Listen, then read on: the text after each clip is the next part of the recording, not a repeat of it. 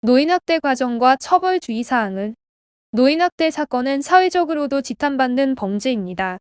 강약 약강이라는 말처럼 강한 사람에게 약하고 약한 사람에게 강한 힘을 휘두르는 이들이 이와 같은 범죄를 저지르고 있습니다.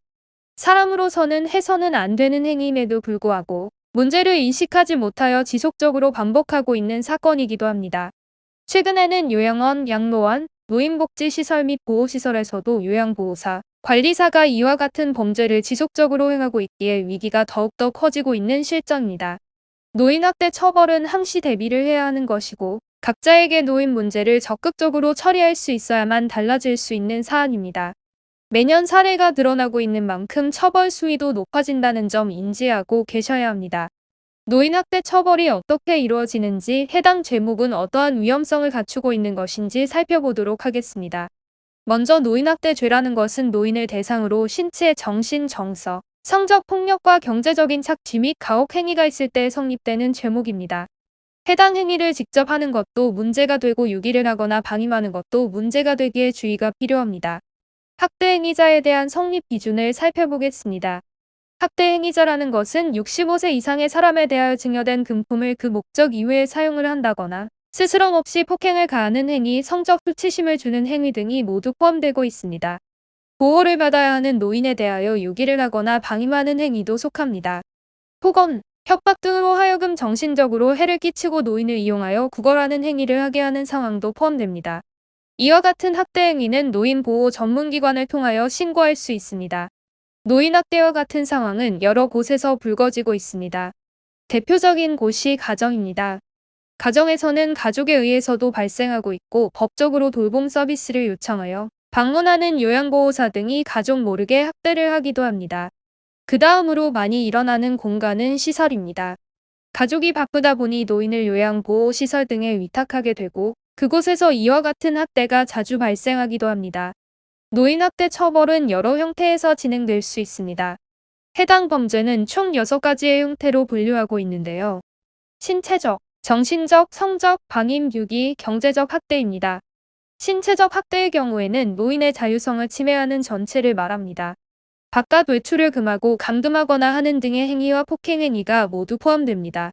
정서적인 학대는 협박성의 언행, 비속어 등을 반복적으로 남발하며 상대에게 정서적으로 고통을 주는 행위를 뜻합니다. 성적인 학대는 성적 수치심을 주거나 개인의 성적 욕망을 채우기 위한 행동을 말합니다.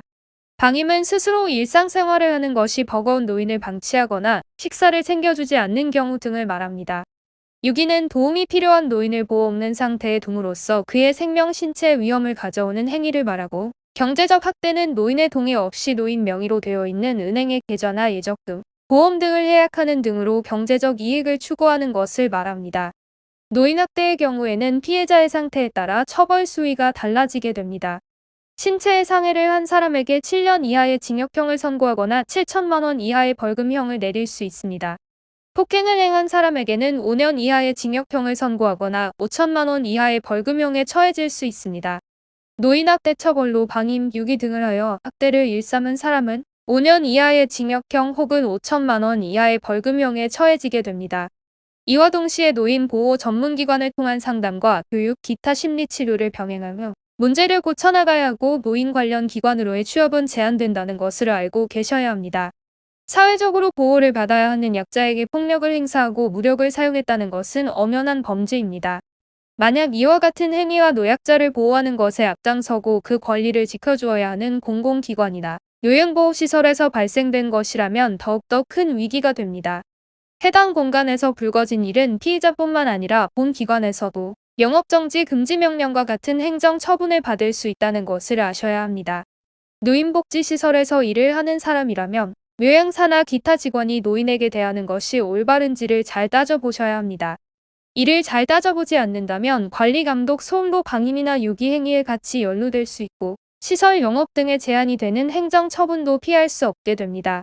제대로 관리를 하지 않아 노인의 장기 요양급여를 부정하게 사용하였다고 판단된다면 해당 금액에 대한 환수는 물론 3년 이하의 징역 또는 3천만 원 이하의 벌금형에도 처해질 수 있음을 알고 계셔야만 합니다. 노인학대와 관련된 문제가 공공기관이나 복지시설에서 불거지게 되면 업무상과 실치상이 인정될 수 있으며 그에 따라 그 가족들로부터 민사상의 손해배상에 대한 책임까지 청구받게 되는 상황을 피할 수 없습니다. 이렇게 여러 위기라는 것이 존재하니 되도록이면 본인에게 유리한 부분을 찾아주셔야 하고, 이를 제대로 정리하기 위해서라도 법률 대리인과 함께하는 길을 찾으셔야 합니다. 법률사무소 R에서는 의뢰인의 길잡이가 되어 더 나은 결과를 위해 노력하니 참고하시길 바랍니다.